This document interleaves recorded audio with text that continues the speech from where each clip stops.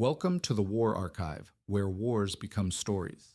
For most people, the American Revolution feels like a devastating defeat for the British Empire. 13 colonies broke away, a costly war was lost, and a new republic announced itself to the world. In popular memory, this moment looks like a humiliation, one that demanded a response. But in London, the reaction was far quieter than that story suggests. There was no rush to prepare another invasion, no immediate plan to reclaim the colonies, no sense of emergency. For the most powerful empire on Earth, the loss of America did not trigger panic. And that raises an uncomfortable question. Why would a global superpower simply wait? For King George III, the end of the war was painful, but not catastrophic. Britain still commanded the world's strongest navy, controlled critical trade routes, and governed territories far more profitable than the former colonies. America mattered, but it was no longer central to Britain's survival as a great power. Economically, the separation proved less disruptive than expected. British merchants continued to dominate Atlantic trade, carrying tobacco from Virginia, cotton from the southern states, and grain through ports like New York and Boston. Independence removed the cost of administration, but it did not remove British ships, credit, or commercial influence. This created a paradoxical outcome. Britain no longer paid to govern the colonies, defend their frontiers, or manage their politics. Yet British capital still flowed into American markets, and American consumers still relied on British goods. From London's perspective, territory had been lost, but access had not. Political conditions inside the new United States reinforced this sense of patience. Under the Articles of Confederation, the federal government struggled to collect taxes, regulate trade, or enforce decisions across the states. To British observers, this did not look like a stable rival taking shape, but a fragile system still searching for coherence. Figures like William Pitt the Younger, rising within British politics, viewed the situation through a practical lens. The question was not whether Britain had lost a war that was already settled, but whether it needed to act again. Why rush to reclaim a land that still traded with Britain, still followed British legal traditions, and still governed itself so uncertainly? From this vantage point, American independence did not feel permanent. It felt provisional. Britain believed time was on its side, not because America was weak in battle, but because its political future remained unresolved. Whether the new republic could endure as it was remained an open question. Britain's patience after the Revolution rested on a belief that went deeper than trade or temporary instability. It was rooted in how British leaders understood political order itself. In their world, monarchy was not simply tradition. It was the structure that had proven capable of governing large, complex societies over time. For William Pitt the Younger, this assumption framed how he interpreted events across the Atlantic. As Prime Minister, he did not see the United States as a finished nation, but as an experiment still unfolding. Large republics without a hereditary elite were rare, and when they appeared in history, they often fractured under internal pressure.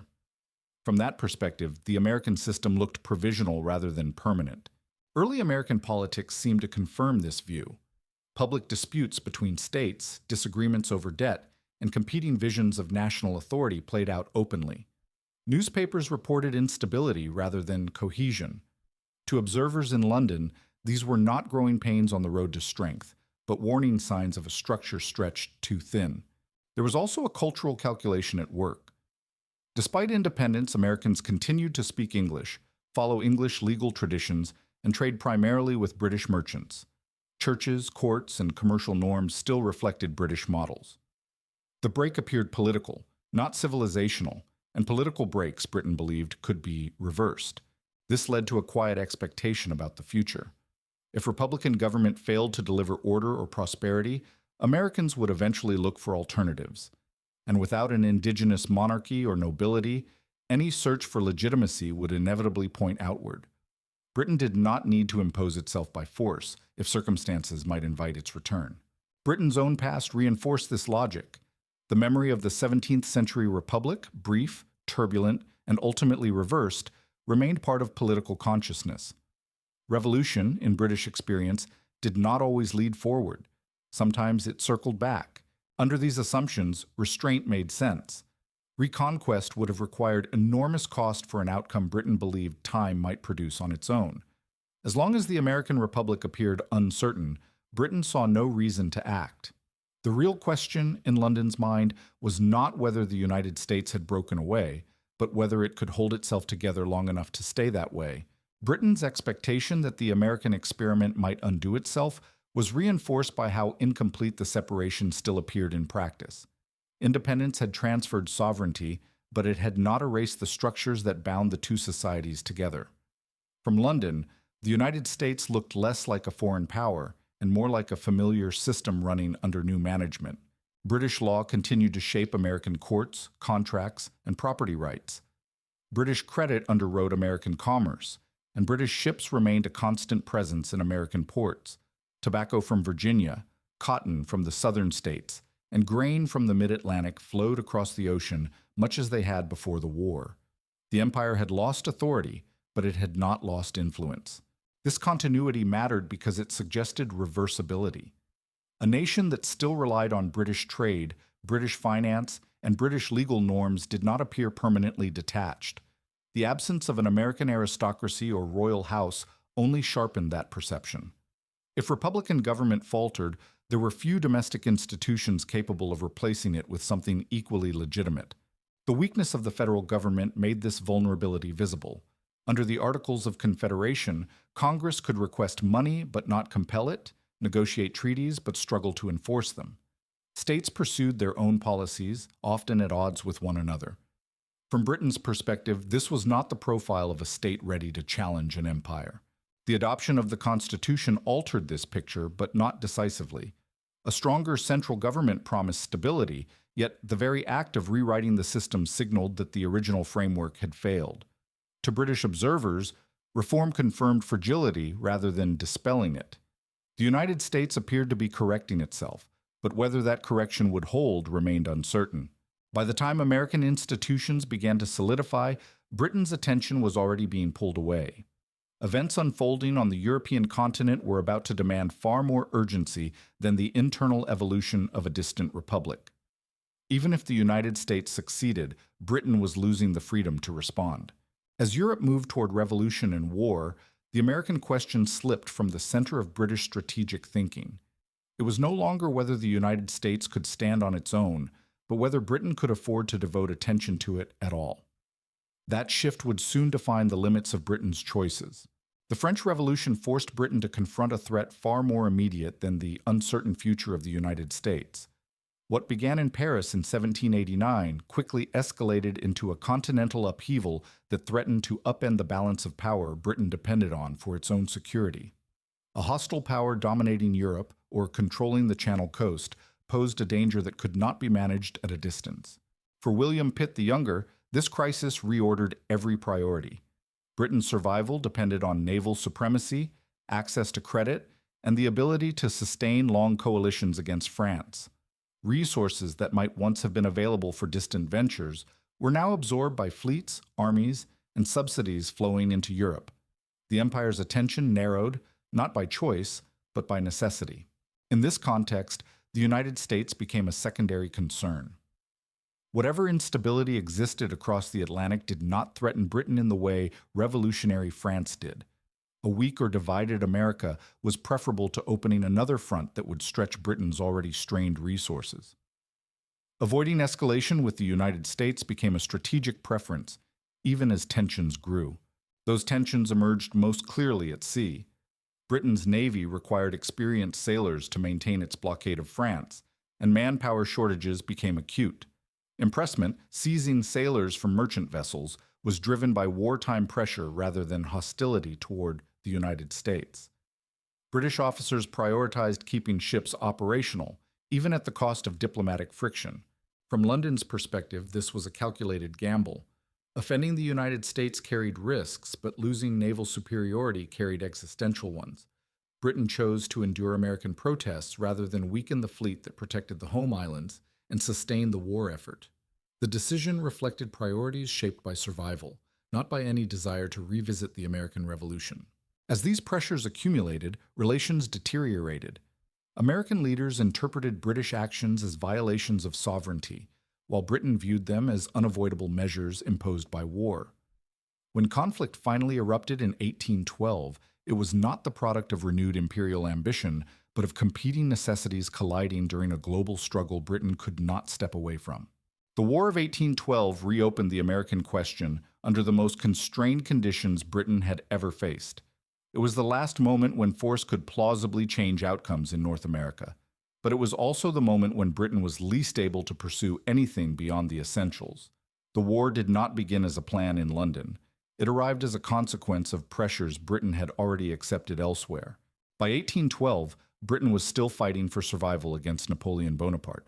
The defeat of France was not yet secure, and every strategic decision was measured against that single objective. Troops, ships, and supplies were finite. What could be spared for North America was determined not by ambition, but by what Europe would allow. This reality shaped British aims from the outset. The primary objective was the defense of Canada. Canada was lightly populated, exposed, and difficult to reinforce across the Atlantic. Losing it would have been a strategic disaster and a blow to imperial credibility. Protecting it came before any thought of altering the American Republic. When British forces did go on the offensive, their actions reflected these limits. Coastal raids disrupted American commerce and forced the United States to divert resources inward. The burning of Washington demonstrated reach and capability, but it was never meant as the beginning of occupation. Holding American cities would have required a long-term commitment Britain could not sustain. Leadership in London reinforced this restraint. Lord Liverpool, who became Prime Minister in 1812, approached the conflict with caution. He understood that conquest and governance were different problems, and that Britain lacked the manpower and political space for the latter. Battlefield success did not change the underlying arithmetic. What Britain sought instead was leverage. Pressure was meant to bring the United States to negotiations and to reduce interference with Britain's naval war effort. The war was a means to protect Britain's capacity to fight in Europe, not an attempt to revisit the outcome of the American Revolution. In that sense, the War of 1812 clarified Britain's position. It demonstrated that Britain could still strike the United States, but it also exposed the boundaries of what Britain was willing to risk. Power existed, but it was rationed. How Britain used that leverage at the negotiating table would reveal just how far those limits extended. Britain's true intentions during the War of 1812 became clearest not on the battlefield, but in its territorial thinking. Rather than attempting to dismantle the United States, British planners focused on narrow, defensible adjustments along the Canadian frontier, moves designed to reduce vulnerability, not to revive empire. The most concrete of these ideas centered on the northeastern border. British forces occupied parts of eastern Maine during the war, securing ports and supply routes that connected the Atlantic to Canada. From London's perspective, formalizing this occupation would simplify defense and logistics. The proposed colony, often referred to as New Ireland, was meant to serve as a buffer, not as a beachhead for wider conquest. This distinction mattered. Maine was sparsely populated, strategically useful, and already under British control. If Britain were to make any territorial demand at all, this was the one that could be justified without escalating the conflict. Even so, it remained a conditional objective, weighed against larger diplomatic risks. As the war dragged on, those risks grew. Europe was approaching a decisive moment, and British leaders feared that prolonging the American conflict would drain attention and resources at precisely the wrong time. Every additional demand in North America threatened to complicate peace talks and harden American resistance. When negotiations opened, Britain made a deliberate choice. Despite holding territory and possessing leverage, British diplomats chose not to demand permanent concessions. The peace would restore pre-war boundaries and erase occupations on both sides. This was not a concession forced by defeat, but a decision shaped by priorities beyond North America. By declining even limited gains, Britain sent a clear signal. North America no longer justified prolonged rivalry or revision. Stability mattered more than advantage, and closure mattered more than leverage. The war ended without altering borders because altering them no longer served Britain's broader strategy. This decision did not mark a retreat from power. It marked a redirection of it. Britain chose to resolve the American question rather than keep it alive, freeing itself to focus on challenges that would determine the empire's future elsewhere. Britain's restraint in ending the War of 1812 reflected a strategic reality that had little to do with North America itself. As the conflict closed, British leaders were already focused on a far more consequential task: reshaping Europe after more than 20 years of almost continuous war. Victory over France did not guarantee peace. It merely opened a narrow window in which stability could be built or lost. That responsibility fell heavily on men like Lord Castlereagh. His priority was not recovering distant territory, but preventing the re-emergence of a single dominant power on the European continent.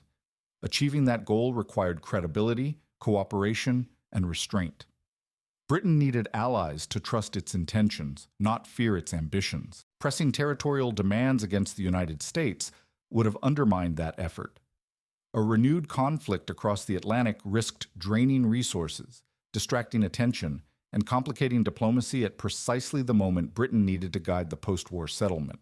Compared to the stakes in Europe, American territory offered little strategic return.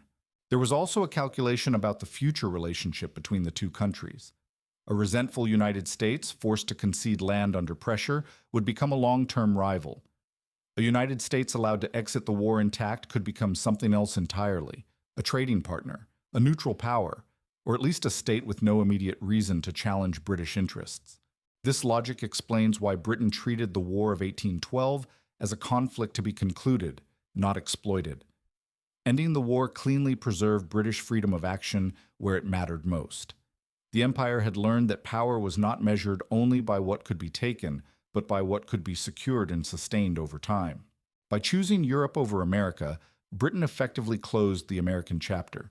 The future of British power would be decided in conferences and coalitions, not in attempts to reclaim a former colony. North America ceased to be a question demanding an answer and became a settled fact within a larger global order. After 1815, Britain emerged into a world where its priorities had been clarified by experience. The empire had survived a generational war by relying on naval power, finance, and global reach, not by reclaiming lost settler colonies. That lesson shaped how British leaders thought about power in the decades that followed. The center of gravity shifted decisively toward Asia. Control over India promised revenue, manpower, and strategic depth on a scale North America could not match. Administrators, soldiers, and capital flowed eastward, where British influence could be expanded incrementally and defended at acceptable cost. Decisions in London increasingly reflected this reality. Empire was about managing key regions, not restoring old boundaries. Africa and the world's maritime choke points followed the same logic. Securing ports, coaling stations, and trade routes mattered more than governing large, resistant populations. British power became more selective, focused on leverage and access rather than territorial nostalgia. This form of empire fit Britain's strengths and minimized the risks that had made American rule so costly. A new rivalry reinforced this focus. Russian expansion toward Central Asia raised concerns about the security of India, demanding constant attention and resources. This long-term competition required diplomacy, intelligence, and readiness across vast distances. Compared to that challenge, the United States posed no strategic urgency and offered no prize worth fighting over. North America, meanwhile, rewarded restraint. Trade with the United States expanded steadily, benefiting British industry without the expense of administration or defense. Peace reduced pressure on Canada more effectively than confrontation ever could. Stability delivered returns that reconquest never promised. This was not a retreat born of weakness. It was a refinement of strategy. Britain did not abandon power. It concentrated it. As years passed, this concentration hardened into habit. The United States ceased to be a problem to solve and became a fixed feature of a system Britain had learned to manage rather than control. By the middle of the 19th century, the balance that had once allowed Britain to wait had shifted beyond recovery. The United States expanded westward, industrialized rapidly, and built institutions capable of mobilizing people, money, and production at scale. What had once appeared fragile now functioned with momentum and confidence. For Britain, this transformation changed the meaning of risk. Any attempt to reclaim American territory would no longer be a limited expedition or a pressure campaign. It would require a large, sustained war against a society capable of fighting for years. Distance, population size, and industrial capacity all worked against the possibility of a quick or decisive outcome. The most immediate constraint was Canada. Canada was not a platform for reconquest. It was a liability that had to be protected. Any war aimed at retaking American territory would expose Canada to invasion and potential loss. Defending it was feasible. Gambling it for an uncertain imperial revival was not. By this point, the assumptions that had shaped British thinking after the Revolution had been overtaken by reality. The American Republic had not collapsed under internal division. It had not drifted back toward monarchy. It had not asked to be reintegrated. The passage of time, the very factor Britain once believed would resolve the problem, had instead settled it in the opposite direction. There was no formal moment when Britain abandoned the idea of retaking the United States. No declaration, no policy shift, no final debate. The idea simply lost relevance as opportunities closed and costs multiplied. What had once seemed unnecessary eventually became impossible. Britain did not fail to retake the United States because it lacked power, resolve, or opportunity at a single decisive moment. It did not try because, at every stage, calculation pointed elsewhere, toward Europe, toward global trade, toward an empire that no longer depended on North America. By the time the question might have demanded an answer, history had already made the choice unavoidable.